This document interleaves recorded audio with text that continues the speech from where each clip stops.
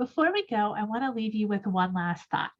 Anytime you're using a graph, that graph is intended to communicate your data with others.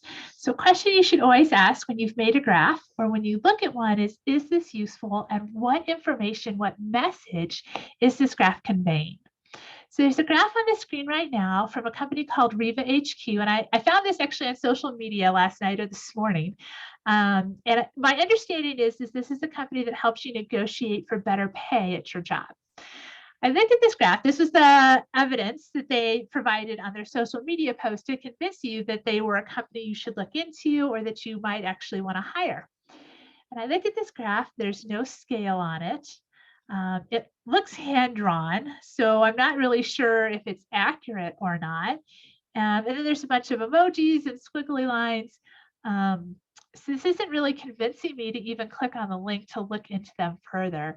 I'd want an advertisement that had some numbers or a testimony or something on it that was more compelling than something that looked like it was probably drawn by a middle schooler. Okay.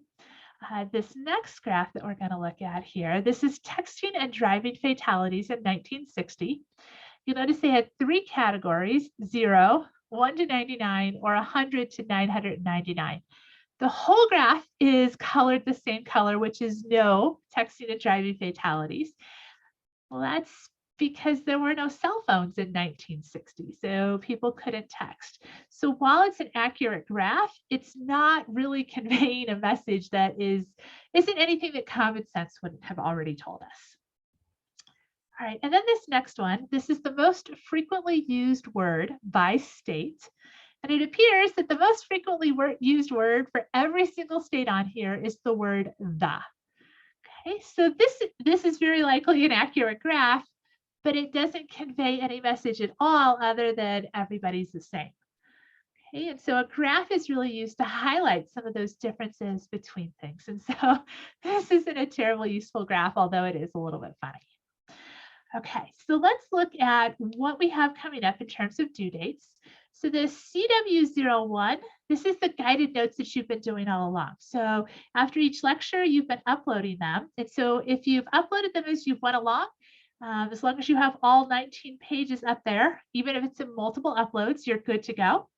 And so you need to have that turned in by Sunday night. If you haven't done that, then you can scan them all into one file. That's fine, and upload that. The homework 01, so I emailed that out. It's also posted on Canvas. Generally write in pencil because the pen bleeds through the paper.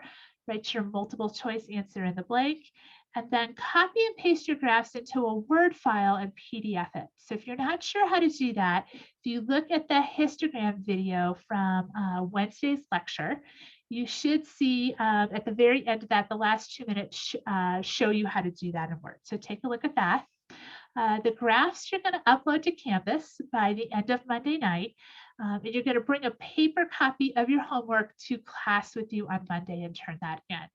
It's just a whole lot easier to grade the homework as a paper and pencil rather than upload. And then this Q01, so this is your first quiz. This will be posted Friday. The quiz itself is 6 pages long. Before class on Monday, so by Sunday night, you need to have done about 4.5 pages of the quiz. And it doesn't have to be 4.5 continuous pages. You can kind of pick and choose as long as it looks like you've done about 4.5 pages, 4 to 4.5 pages.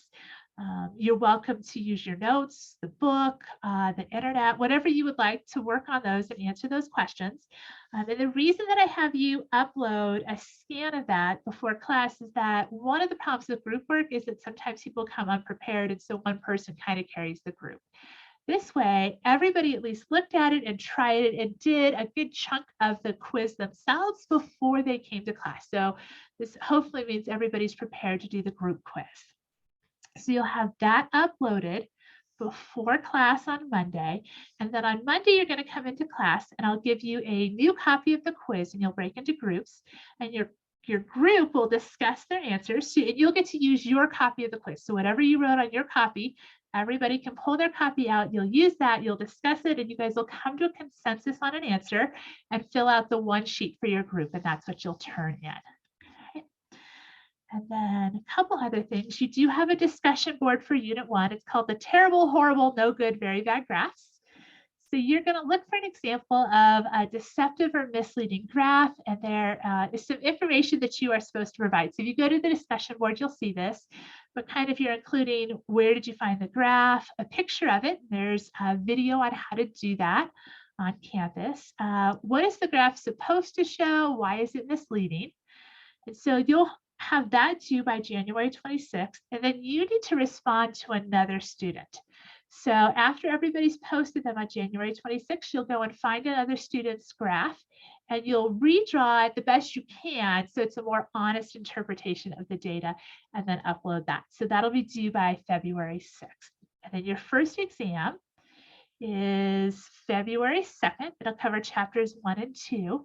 The test comes in 2 parts, multiple choice, which is about 40% of your test, and then a written/technology part that's about 60%. So that can include things like making a histogram, a time plot, a pie chart, a bar chart, so those kinds of skills. There is an extra credit for the exams, and that is to make a note card. So you can use a 4x6 if you want, that's fine. And you might just want to get started on that now. So you could use one side of the note card for chapter 1, the other side of the note card for chapter 2. But that is an extra credit that gets applied to your exam score. All right.